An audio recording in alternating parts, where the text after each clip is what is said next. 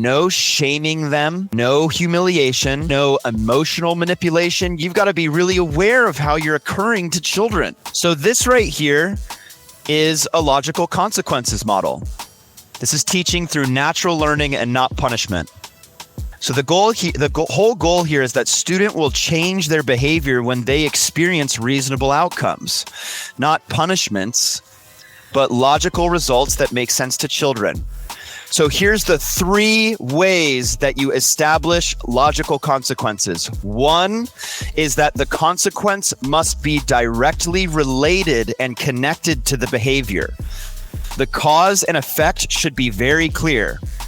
If they throw equipment, they lose that equipment privilege, or they rip a pool noodle. Hey, they don't get to play with pool noodles, possibly for this class, possibly for a week or a month. That timeline doesn't matter. What matters is that it's related. If they've been unsafe on high obstacles, they're going to practice on low ones.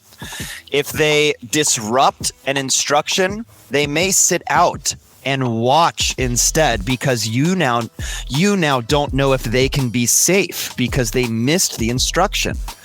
If they don't clean up, then they stay to clean up before the next activity. A lot of this is why I love camps, by the way, because camps, you have 6 hours where you really can have those nuanced and in-depth conversations with kids that you might not necessarily get to have when you're teaching a class of 10 to 15 students and you only have an hour.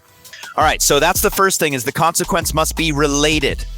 The second aspect of logical consequences is they must be respectful. Your consequence will preserve their dignity. There is no humiliation. There is no shaming them. There is no emotional manipulation. You are not adopting an angry tone or a disappointed facial expression or dominating body language. And by the way, that's so easy to do as a coach. If you don't intentionally get your hands around how you occur to children, you have no shot at establishing a logical consequences model. You actually have to decide not to bring certain qualities of yourself forward. Qualities that dominate, qualities that shame, qualities that manipulate. That's the work you've got to do as a coach.